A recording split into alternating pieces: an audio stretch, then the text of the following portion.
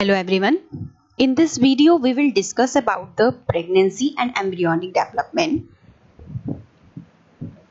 We have discussed that how the zygote is formed and how the fertilization takes place and what is implantation. We have discussed in the previous video. Now today's topic is pregnancy and embryonic development of the chapter human reproduction.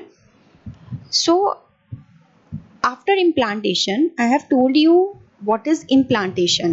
जो भी zygote के पास जितनी भी stages होती हैं, जो blastocyst बनता है, that attached to the wall of the uterus. जो uterus की wall होती है फीमेल में, uterus की जो wall होती है एंडोमेट्रियम, उसमें जाकर अटैच हो जाता है. तो इम्प्लांटेशन के बाद finger like projections appear on the trophoblast called chorionic villi. जो फिंगर लाइक प्रोजेक्शंस जो ट्रोफोब्लास्ट है उसके ऊपर फिंगर लाइक प्रोजेक्शंस अपीयर होने लगते हैं. जो ट्रोफोब्लास्ट हमारी दो लेयर थी ब्लास्टोसिस्ट की, trophoblast and inner cell mass. So जो ट्रोफोब्लास्ट के ऊपर फिंगर लाइक प्रोजेक्शंस अपीयर होने लगती हैं जिन्हें हम कहते हैं chorionic villi. As you can see in the diagram, this is the diagram of the human fetus with the uterus. तो कोरियोनिक विलाई जो है वो अपीयर होने लगती है,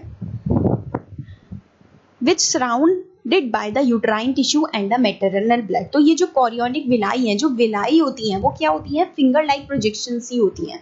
फिंगर लाइक प्रोजेक्शंस अपीयर होने लगेंगी ट्रोफोब्लास्ट के ऊपर, which are surrounded by uterine tissue, जिसके ऊपर जो कि सराउंडेड होगा यूट्राइन टिश्यू से, एंड मैटरनल ब्लड, जो मदर का ब्लड है उससे सराउंड होगी और यूट्राइन टिश्यू से सराउंडेड होगी. As you can see here जो यूट्राइन का टिश्यू है बाहर का, ये देखिए, इससे सराउंडेड है लेयर, और जो ब्लड है उससे सराउंडेड है. तो दिस इज द उससे सराउंडेड है. This is the chorionic villi. Finger like projections appear हो गई हैं after implantation.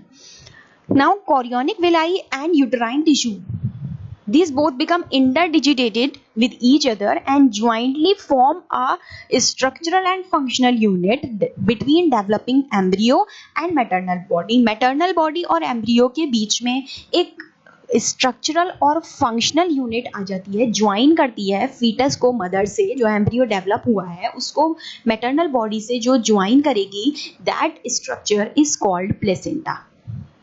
You can see here, this is placenta which join the fetus with the uterine wall. अब आप ये देख रहे हैं, this is the placental villi. ये placental villi है, और इससे क्या है, ये जो placenta है, this is the placenta which is attached, which is a rod like structure which is attached to the fetus from the mother.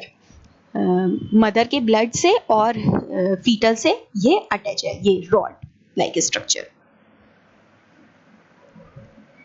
ये पूरा. तो ये प्लेसेंटा करता क्या है? ये ज्वाइन करता है एम्ब्रियो को मैटरनल ब्लड से. तो इसके फंक्शंस बहुत इंपॉर्टेंट है जो कि आते भी हैं एग्जाम में. Placenta facilitate the supply of oxygen and nutrients to the embryo. जो प्लेसेंटा है वो ऑक्सीजन और न्यूट्रिएंट्स एम्ब्रियो को प्रोवाइड करता है, and also removal of carbon dioxide and excretory waste material produced by the embryo. जो भी ऑक्सीजन और न्यूट्रिएंट्स एम्ब्रियो को जाना होता है फ्रॉम द मैटरनल बॉडी से फीटस तक पहुंचेगा, तो वो प्लेसेंटा ही फैसिलिटेट करेगा. और जो एम्ब्रियो, जो भी उसका एक्सक्रीटरी वेस्ट मटेरियल होगा, कार्बन डाइऑक्साइड जो भी वेस्ट मटेरियल होगा जो प्रोड्यूस करेगा एम्ब्रियो, उसका रिमूवल ये भी प्लेसेंटा के थ्रू रिमूव आउट होता है from the body of the embryo. Placenta is connected to the embryo through an umbilical cord which helps in the transport of substances to and fro from the embryo. अब ये placenta जो होता है वो embryo से connect होता है through an umbilical cord. एक अम्बिलिकल कॉर्ड होती है वहां पर, उससे अटैच होता है.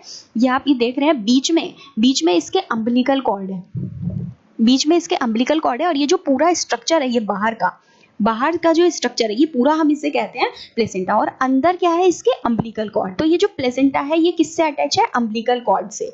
ये अम्बिलिकल कॉर्ड क्या करती है?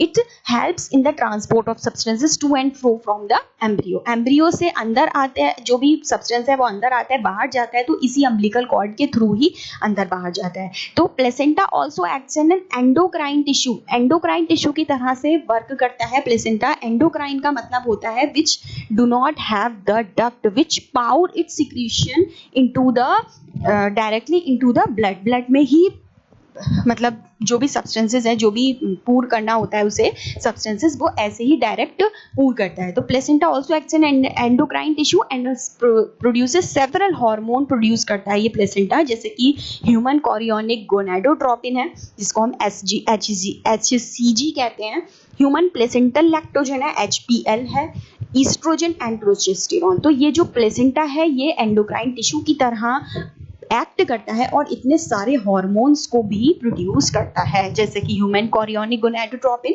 Human placental lactogen, estrogen and progesterone. अब लेटर फेज ऑफ प्रेगनेंसी में एक हार्मोन रिलीज होता है. जैसे लेटर फेज होगा प्रेगनेंसी का मतलब 9 मंथ की प्रेगनेंसी होती है, तो लास्ट मंथ में क्या होता है, एक हार्मोन रिलीज होता है दैट इज कॉल्ड रिलैक्सिन, जो कि ओवरी से ही सिक्रेटेड होता है. तो अब आप ये याद रखेंगे कि जो HCG हमने ये पढ़ा है अभी, HCG, HPL और रिलैक्सिन, ये तीनों जो हार्मोन होते हैं ये वीमेंस में सिर्फ प्रेगनेंसी के टाइम पर ही बनते हैं, और जो ईस्ट्रोजन और प्रोजेस्टेरॉन है these are the ovarian hormone which is present which is produced in the womens. ये वीमेंस में प्रोड्यूस्ड होते रहते हैं, but HCG, HPL and relaxin ये वीमेंस में सिर्फ प्रेगनेंसी के टाइम पर ही प्रोड्यूस्ड होते हैं. In addition during pregnancy the levels of other hormone जैसे कि ईस्ट्रोजन है, प्रोजेस्टेरॉन है, कॉर्टिसोल है, prolactin, thyroxine, these are increased several folds in the maternal blood. Maternal blood में इन सब का सिक्रीशन जो है वो बढ़ जाता है इन प्रेगनेंसी के टाइम पर. तो इन सब का हार्मोन का जो लेवल है वो सब बढ़ जाता है, और HCG, HPL, रिलैक्सिन ये प्रेगनेंसी के टाइम पे ही बनते हैं. ये आप याद रखना. Increase production of these hormone is essential for supporting the fetal growth, metabolic changes in the mother and maintenance of pregnancy. तो इनका जो लेवल बढ़ रहा है इन सारे हार्मोन्स का, oestrogen, progesterone, cortisol, prolactin, thyroxine, इन सब का लेवल जो बढ़ रहा है किस वजह से बढ़ रहा है, ये किस लिए जरूरी है, that is essential for supporting the fetal growth. जो फीटल की ग्रोथ है, जो फीटस की ग्रोथ है उसको सपोर्ट कर रही है, उसको बढ़ने में सपोर्ट कर रही हैं ये इनका हार्मोन्स का प्रोडक्शन. और जो मेटाबॉलिक चेंजेस जितने भी उस मदर की बॉडी में इतने सारे चेंजेस आते हैं और प्रेगनेंसी को मेंटेन करने में ये हार्मोन्स जो हैं मदद करते हैं. तो this is the after implantation के बाद ये सारी चीज़ें डेवलप होती हैं. Immediately after implantation the inner cell mass, हमने ये डायग्राम में भी देखा था, जो ब्लास्टोसिस्ट था उसका ये हमने डायग्राम देखा था, ये था ब्लास्टोसिस्ट. ब्लास्टोसिस्ट में बाहर की सेल थी दैट इज ट्रोफोब्लास्ट, और अंदर की सेल थी that is inner cell mass. तो जो ट्रोफोब्लास्ट थी वो तो इंटरडिजिटेटेड होती है, कोरियोनिक विलाई बन जाती है, देन प्लेसेंटा बनता है. इनर सेल मास से क्या होगा, 3 लेयर्स बन जाएंगी that is ectoderm, endoderm and a mesoderm.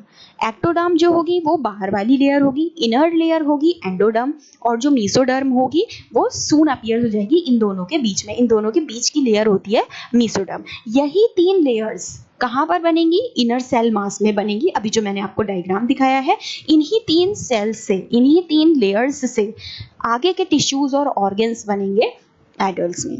It needs to be mentioned here that the inner cell mass contains certain stem cells which have the potency to give rise to all the tissues and organs. तो जो ये inner cell mass है blastocyst का, इससे ही आगे ये सारी layers बनेंगी.